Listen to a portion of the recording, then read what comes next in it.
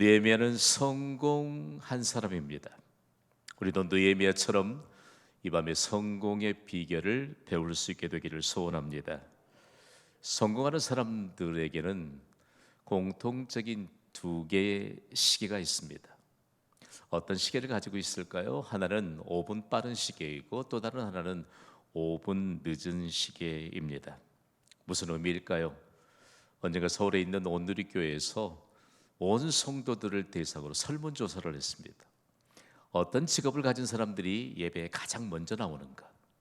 그리고 어떤 직업을 가진 사람들이 예배를 마치고 가장 늦게 예배당을 빠져나가는가?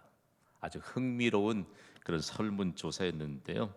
예배에 가장 먼저 오는 사람들은 교사였습니다. 예배 후에 가장 늦게 가는 사람도 누구였지요? 교사였습니다.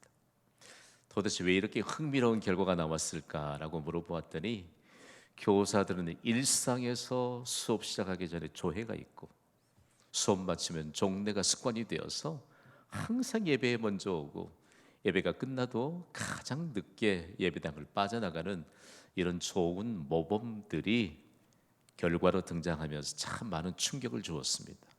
오늘 여러분이 예배 얼마만큼 먼저 오셨나요?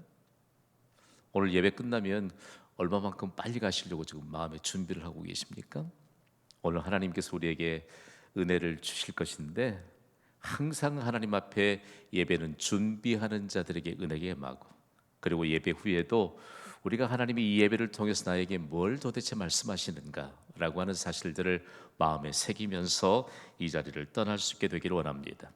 구체적으로 다른 사람보다 5분 빠른 시계를 갖고 그리고 다른 사람보다 5분 늦은 시계를 가진 자들이 성공한 사람들이라고 하는 사실들을 인류 역사상 계속적으로 우리가 함께 서로를 통해서 알 수 있습니다. 느헤미야는요 정말 5분 빠른 시계를 가진 사람이었고 5분 늦은 시계를 가진 사람이었습니다. 느헤미야를 조금 더 세밀하게 연구해 보면 느헤미야는 항상 하나님 앞에 먼저 나갔던 사람이고 그리고 하나님 앞에서도 가장 늦게 자리에서 일어서서 자신의 삶의 현장으로 갔던 사람이었던 것을 알 수 있습니다. 그러면서 느헤미야를 통해서 온 세상에 전달된 메시지가 있습니다. 여러분 하나님의 일을 방해하면 될까요? 안 될까요? 오늘 뭐 꿀만 많이 드시고 오셨나 봐요. 하나님의 일을 방해하면 될까요? 안 될까요? 안 됩니다. 절대로 안 됩니다. 왜냐하면 하나님의 일을 방해해서는 안 되는 이유들이 구체적으로 하나님의 구원의 완성인 십자가를 통해서 온 세상에 다시 한번 강력하게 전달되었잖아요. 사단은 유대인들을 충동시켜서 예수님을 십자가에 못 박으라라고 했지만 십자가에서 못 박히신 예수님을 통해서 하나님의 구원이 완성됐습니다. 여러분 하나님의 일은요 결단코 방해해서도 안 되지만 방해한다고 하나님의 일이 중단됨이 없다는 사실입니다.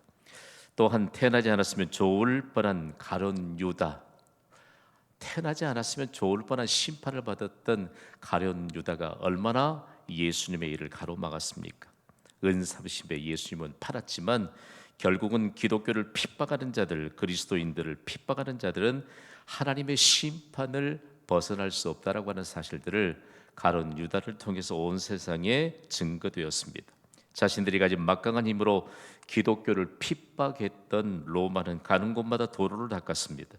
그러나 바울은 로마가 닦은 도로를 통해서 복음을 전하였고 결국 로마는 복음 앞에 무릎을 꿇었습니다.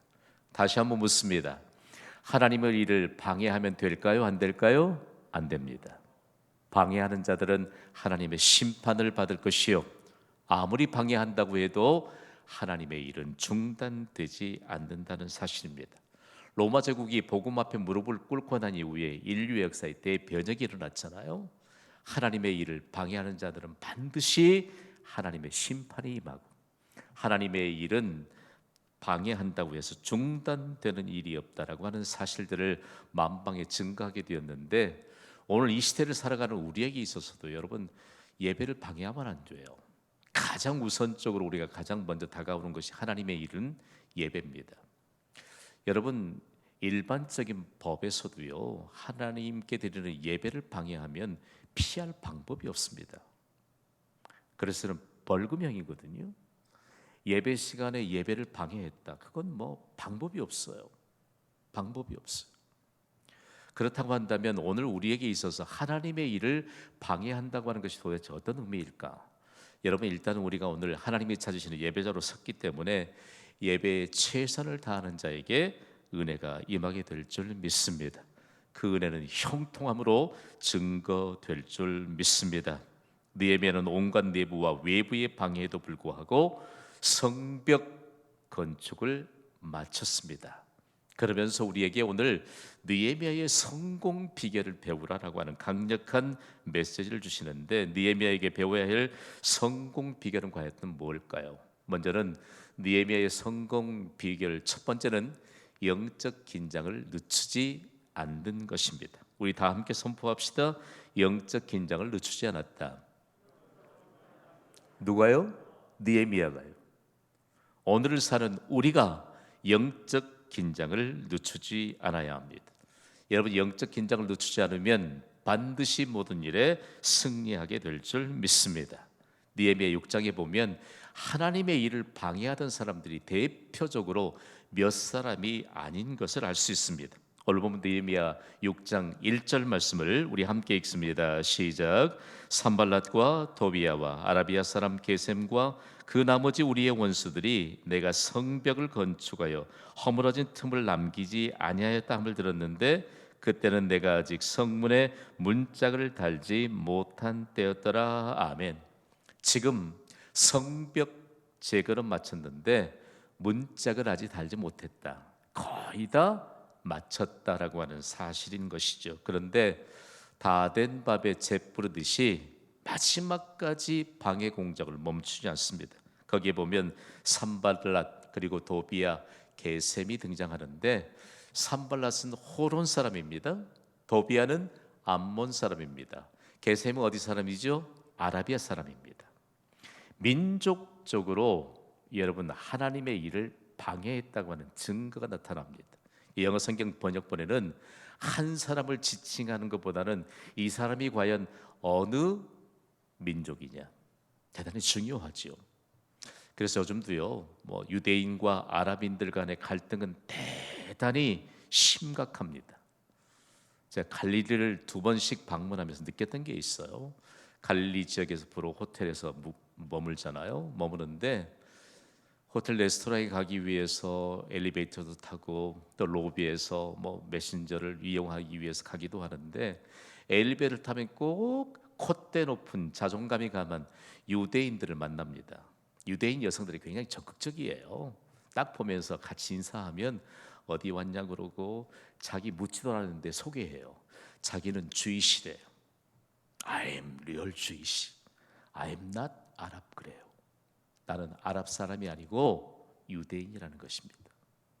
그만큼 지금까지 역사가 계속적으로 진행되어 온 가운데 얼마만큼 그들이 성벽 재건 때에 민족적으로 그들이 방해했는가라고 하는 사실입니다.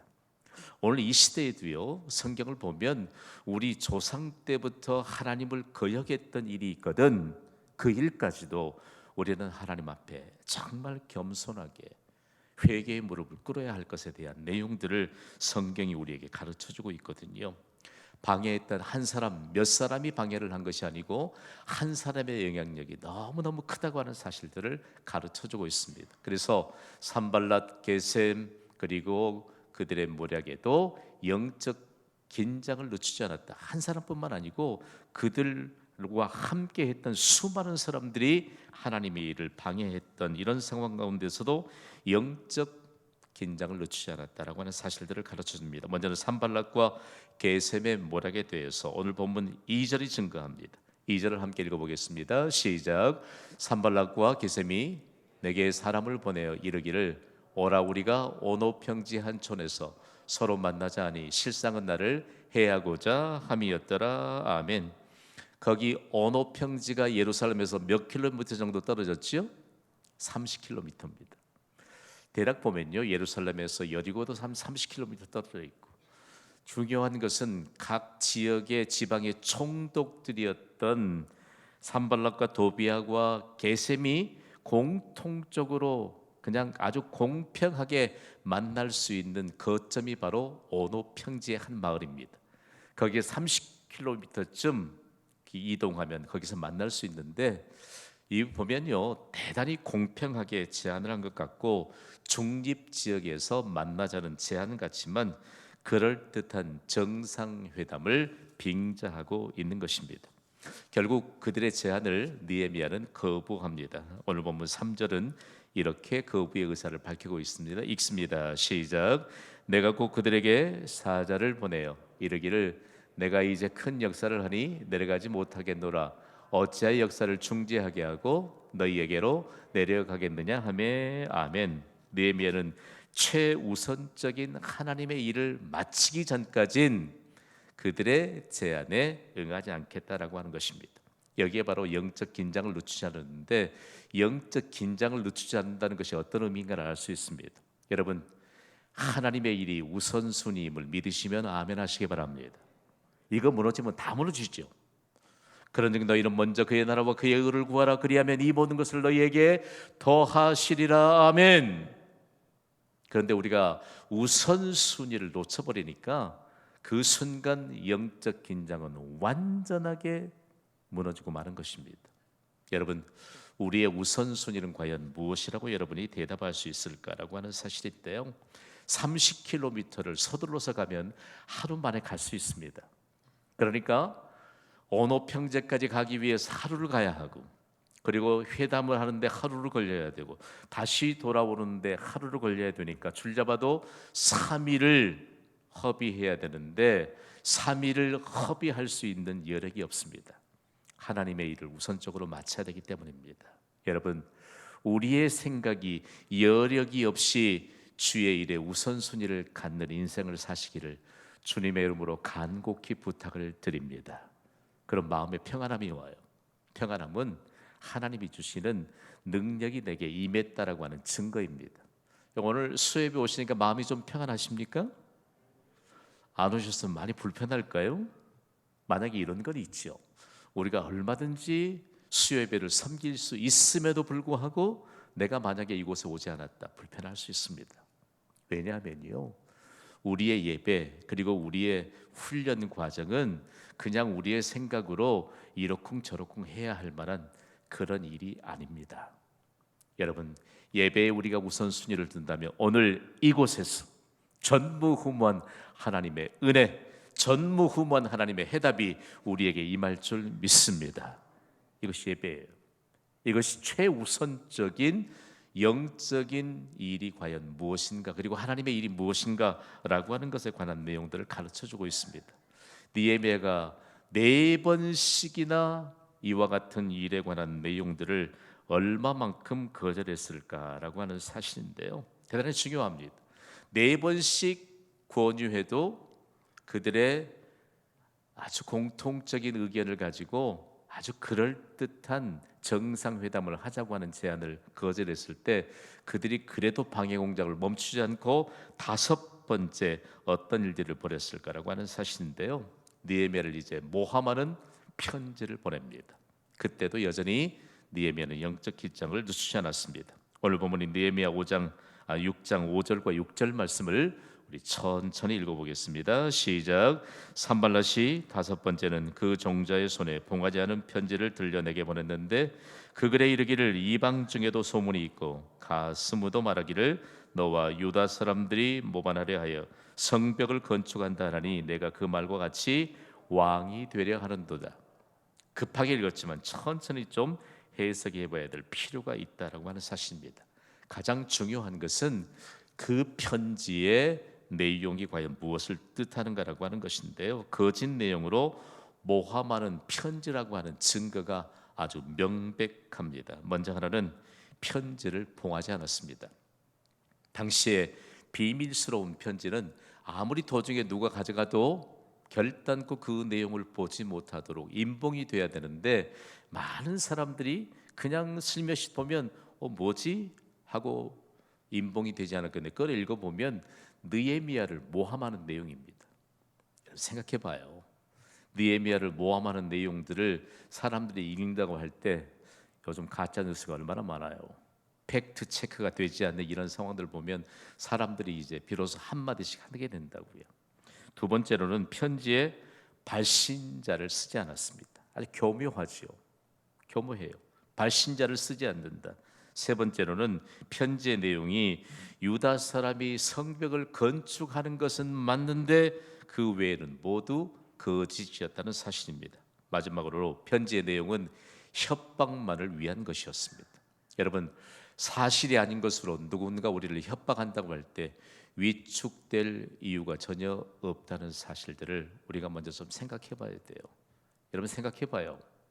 사실이 아닌 것에 대해서 누가 말하면 여러분 위축되는 사람들이 있습니까?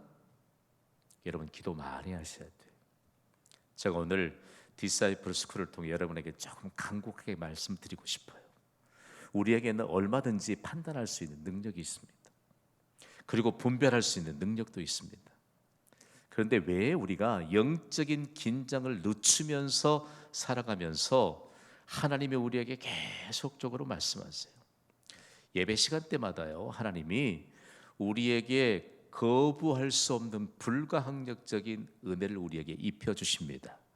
오늘 이 밤에도 불가항력적인 하나님의 은혜가 우리에게 임한 줄 믿습니다. 이 문제가 해결이 되죠. 문제가 해결이 되죠. 그럼에도 불구하고 우리가 왜 우리 부모님 세대에서 자주 쓰셨던 표현이지요. 왜 우리의 귀가 이렇게 얇아졌을까? 여러분 큐티 열심히 하시기를 간곡히 부탁을 드립니다. 하나님의 말씀을 꼬박꼬박 매일매일 습관적으로 읽으세요. 그리고 그 말씀을 붙잡고 기도하세요. 이런 과정이 좀 소홀해지면 다른 얘기들을 쉽게 듣습니다. 그리고 쉽게 얘기해서 귀를 그냥 막 함부로 빌려주는 이런 상황이 되면 우리의 믿음에 관한 모든 것이 무너질 수 있습니다. 여러분 우리에게 주신 인생은요, 염려하거나 부질없는 생각 혼자 다 하면서 살도록 주신 인생이 아닙니다. 교회 안에도 영적 백수가 있다는 거 여러분 아세요? 제자 훈련 시간이니까 좀 해야죠. 여러분 예배의 모범이 되고 기도의 모범이 되고 그리고 실제적으로 사역을 위해 향기로운 헌신하는 분들이 영적으로 그냥 혼자 걱정 다 하는 거 보셨어요? 여력이 없어요. 여력이 겨를이 없어요. 우리 언제 7월 지냈는지 모르겠어요. 우리 언제 8월 시작했는지도 모르겠어요. 근데 8월 중순에 접어들었습니다. 8월이 곧 지나가게 될 것이고 서늘한 바람과 함께 정말 선선하고 가을 하늘이 맑게 드높아지는 가을이 벌써 다가오기 시작했다는 사실 여러분 기억하시길 바랍니다. 그러므로 우리에게 강력한 도전을 주는데 느헤미야를 통해서 우리에게 주시는 것은요, 이처럼 협박만을 위한 편지, 얼마나 여기에 모략이 담겨 있어요. 인봉도 하지 않았고 누가 기록했는지 밝히지도 않았고, 그리고 협박만을 위한 내용을 적어놨음에도 불구하고 영적 긴장을 늦추지 않았던 느헤미야는 무엇으로 성공할까요? 기도로 성공하고 있습니다. 오늘 본문인 느헤미야 6장 9절 말씀을 우리 힘있게 읽습니다. 시작. 이는 그들이 다 우리를 두렵게 하고자 하여 말하기를 그들의 손이 피곤하여 역사를 중지하고 이루지 못하리라 함이라. 이제 내 손을 힘있게 하옵소서 하였노라. 아멘. 대단히 중요합니다. 여러분의 강의한 여비에게 이렇게 한번 써보시겠습니까? 기도의 손 쓰셨나요? 기도의 손. 그 다음에 하나님의 일을 감당하는 손 중요합니다. 누구의 손이죠? 느헤미야 손이요. 그리고 함께 성벽 재건에 참여했던 유다 백성들의 손인데 오늘 이 시대를 살아가는 우리의 손입니다. 반드시 기억해야 합니다. 여러분 하나님은 우리의 기도의 손을 보시는 줄 믿습니다. 하나님의 일을 감당하는 우리의 손을 보시는 줄 믿습니다. 우리의 손을 만드신 분이 하나님이신 줄 믿습니까? 우리의 기도의 손과 하나님의 일을 감당하는 손에 하나님의 전능하신 손이 결부되는 줄 믿으시기 바랍니다. 느헤미야서를 연구하다 보면 끝까지 하나님의 전능하신 손길이 느헤미야와 유다 백성들의 손에 결부되었다라고 하는 사실입니다. 대단히 중요하죠. 여러분, 그래서 우리가 기도의 손을 모은다, 너무너무 중요하다라고 하는 사실이죠. 사실은 예수님이 제자 훈련할 때 기도를 가르치시면서요, 우리가 기도의 손을 모으면 하나님의 전능하신 손이 결부된다라고 하는 사실들을 가르치셨습니다. 지금도 이스라엘 거룩한 땅 홀리랜드라고 전 세계인들이 공통적으로 인정하고 있는 그 땅을 밟으면 가장 먼저 우리의 가슴을 파고드는 것이 예수님이 제자들을 가르쳤던 현장입니다. 기도의 손을 모으게 하셨던 예수님. 여러분, 우리가 뭐 할 수 있겠어요? 뭐 할 수 있겠어요? 그러나 우리의 기도의 손에, 그리고 하나님의 일을 감당하는 손에 하나님의 손이 결부되기 때문에 하나님의 능력이 나타나게 될 줄 믿습니다. 우리의 인생이 얼마만큼 복된 인생인가라고 하는 사실들을 가르쳐주고 있습니다. 다음으로 느헤미야의 성공 비결 두 번째는요, 영적 분별력을 잃지 않았던 데 있습니다. 느헤미야는 그럴듯한 거짓 예언에도 흔들리지 않았습니다. 모함하는 편지에도 흔들리지 않잖아요. 그러니까 이제는 거짓 예언까지도 서슴지 않습니다. 오늘 본문인 느헤미야 6장 10절은 소름이 돋을 만한 짝퉁 예언입니다.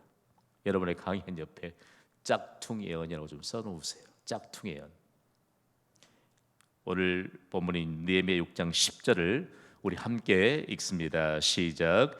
이후에 무에다벨의 손자 들라야의 아들 스마야가 두문불출하기로 내가 그 집에 가니 그가 이르기를 그들이 너를 죽이러 올 터이니 우리가 하나님의 전으로 가서 외소 안에 머물고 그 문을 닫자. 저들이 반드시 밤에 와서 너를 죽이리라 하기로. 아멘.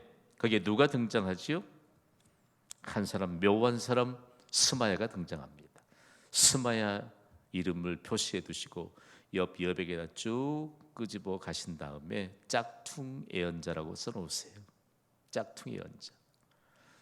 히브리 원문에 보면, 유대인의 정서에 보면 예언자들, 하나님으로부터 온 예언자들의 형태를 그대로 취하고 있습니다. 끔찍하죠. 여러분 생각해봐요. 이 시대에도 그럴듯하게 위장하고 짝퉁 예언에 아주 가까운, 그리고 짝퉁 예언격인 이와 같은 메시지를 가진 자들이 너무너무 많습니다. 특별히 여러분 계룡산 아세요? 계룡산 어디 있죠? 충남에 있습니다. 대전 가까운 데 있어요. 거기에는요, 이 시대에 예수라고 자칭하는 사람들이 너무 많이 숨어서 산대요. 예수님이 숨어 사신 거 보셨나요, 여러분? 들으셨나요? 얼마만큼 이 시대에도, 아니 교회 안에도 슬며시 들어온 짝퉁 예언가들, 거짓 예언가들이 있습니다. 무슨 얘기할까? 여러분, 우리가요 말을 함부로 해서는 안 될 일이 하나 있는데, 하나님이 오늘 우리에게 있어서 완성된 계시인 창세기부터 요한계시록 66장까지 주셨습니다. 창세기부터 요한계시록까지 66권 모두가 하나님의 말씀인 것을 믿으시면 아멘 하시기 바랍니다. 대단히 중요해요. 너무 간단한 것에도 우리가 속는다고요. 돌아오는 주일에는 제가 그동안 총회도 그리고 여러 복음단체에서도 이런 일에 관한 내용들을 어떻게 좀 명확한 문서를 가지고 공동적인 권위를 가지고 우리가 좀 함께 나눠야 될 것인가, 제가 자료를 다 수집하고 이제 배부해야 될 직전 단계에 와 있습니다. 우리에게는요 너무 우리가 잘못된 것에 관한 내용들을 여과 없이 받아들이려고 하는 괜한 호기심들이 있어요. 우리가 기도할 때 여러분, 하나님이 반드시 응답하실 줄 믿습니까? 기도의 원형이 어디에 있습니까? 성경에 있습니다. 기도의 원형을 따르는 곳이 어디입니까? 교회인 줄 믿습니다. 공적인 예배, 공적인 기도 시간, 이건 원형 중에 원형입니다. 공적인 예배의 모범이 없이, 공적인 기도의 모범이 없이 무슨 예배의 모범과 무슨 기도의 모범과 그리고 무슨 말씀에 관한 확고한 심지가 있겠어? 그건 없죠. 여러분, 하나님이 찾으시는 예배자로 사시기 바랍니다. 열심을 좀 가지세요. 내가 진짜 경신교회 역사 가운데 가장 모범적인 예배자로 살아야 되겠다. 아멘. 경신교회 역사 가운데 내가 가장 모범적인 기도의 자리에 앉겠다라고 하는 이런 열심을 좀 품어야 돼요. 열심을 품어야 돼요. 그리고 우리의 삶의 현장에서 과연 내 삶으로 하나님 나라를 보여줄 수 있는 것. 사도행전을 우리가 읽다 보면요, 초대교회 성도들에겐 특징이 있었잖아요. 보이지 않는 하나님의 나라를 자신의 삶을 통해서 하나님의 나라를 보여주는 사도들의 아주 박진감 넘치는, 그리고 하나님 나라에 관한 확신을 가진 사도들의 그 행적들이 보이지 않습니까? 오늘날 경신교회 성도들의 모범을 통해서 보이지 않는 하나님의 나라가 보이도록 삶을 통해서 펼쳐지는 역사가 임하게 되기를 주님의 이름으로 축복합니다. 거기 10절에 보면요, 끔찍해요. 우리가 하나님의 전으로 가서 외소 안에 머물고 그 문을 닫자. 뒤에 그럴듯한 짝퉁 예언을 하지요. 저들이 반드시 밤에 와서 너를 죽이기라. 그러면 느헤미야가 죽인다고 예언하는데 어때요? 제사장만 들어갈 수 있는 전의 외소라고 하는 게 성소를 얘기합니다. 제사장이 아니면 그곳엔 들어갈 수 없습니다. 그럼에도 불구하고 너를 죽이기로 그들이 올 것이기 때문에 거기 들어가서 안전하게 숨자, 생명을 보존하자라고 말하는 것입니다. 대단히 중요한 것은요, 성경은 우리에게 제한된 장소엔 결단코 자격이 없는 자들이 들어가서는 안 된다고 하는 사실들을 성경이 가르쳐주고 있습니다. 역대하 26장에는 이와 같은 성전 안쪽으로 들어가는 것을 금지했음에도 불구하고 이처럼 우시야 왕이 그곳에 들어갔다가 문둥병에 걸리고 마는 역사적인 사건들을 기록해서 경계하고 있습니다. 여러분, 아주 소름 돋을 만한 짝퉁 예언가, 그러면서 그럴듯하게 슬그머니 겁박하더니 느헤미야를 무너뜨리려고 하는 이와 같은 거짓 예언. 그러나 느헤미야는 거짓 예언을 분별하고 있습니다. 감춰진 사실은 느헤미야 6장에서는 도비아라고 하는 사람이 사실상 산발랏보다도 훨씬 더 유대인들에게 느헤미야를 모함하는 일에 대단히 중요한 삶의 기반이 있었던 걸 알 수 있거든요. 이처럼 도비아는요, 유대사에 큰 영향력을 끼치셨던 제사장들과 아주 긴밀한 관계를 가지고 있었습니다. 제사장과 긴밀한 관계를 가지고 있었기 때문에 도비아가 느헤미야를 모함하면 제사장들이 한 사람 두 사람 고개를 끄덕이기 시작하면 결국은 나중에는 이처럼 느헤미야가 모함에서 벗어날 수 없을 만한 이런 영향력을 가진 사람이 행사했다는 사실들을 가르쳐 줍니다. 그런데 느헤미야가 분별력을 갖고 난 이후에 오늘 보면 12절에 너무 통쾌한 내용이 기록되고 있잖아요. 우리 읽어봅시다. 시작. 깨달은즉 그는 하나님께서 보내신 바가 아니라 도비아와 산발롯에게 뇌물을 받고 내게 이런 예언을 함이라. 아멘. 대단히 중요합니다.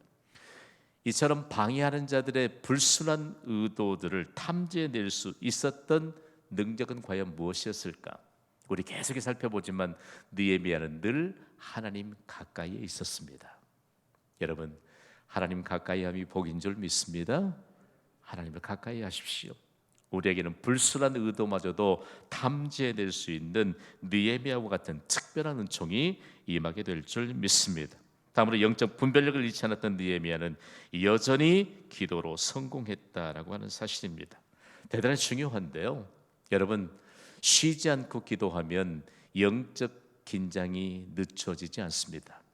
쉬지 않고 기도하면 영적 분별력을 잃지 않습니다. 오늘 본문인 느헤미야 6장 14절 말씀을 우리 함께 읽습니다. 시작. 내 하나님이여 도비아와 산발락과 여선지 노야다와 그 남은 선지자들 곧 나를 두렵게 하고자 한 자들의 소행을 기억하옵소서 하였노라. 아멘. 대단히 중요합니다. 영적 긴장을 늦추지 않았던 느헤미야, 그리고 영적 분별력을 잃지 않았던 느헤미야를 통해서 우리에게 강력한 메시지가 전달되어 옵니다. 다 함께 선포합시다. 느헤미야의 성공 비결을 배우라. 한마디로 좀 요약해 보려고 합니다. 모든 일을 영적 테두리 안에서 볼 수 있는 안목을 가지라는 말씀입니다. 중요한 것은요, 느헤미야의 성공 비결에 대해서 제가 두 개 굵직하게 말씀을 드렸는데, 실제적으로 결론적인 메시지는 모든 일을 영적 테두리 안에서 볼 수 있는 안목을 가져야 합니다. 대단히 중요합니다. 요즘 이런 사인 아세요? 이거 아세요? 이거 뭔 줄 아세요? 우리 성도님들이 TV도 잘 안 보고 말씀 읽고 기도하시니까 잘 모를지 몰라요. 영적 테두리 안에서 모든 것을 볼 수 있는 안목을 가질 수 있어야 합니다.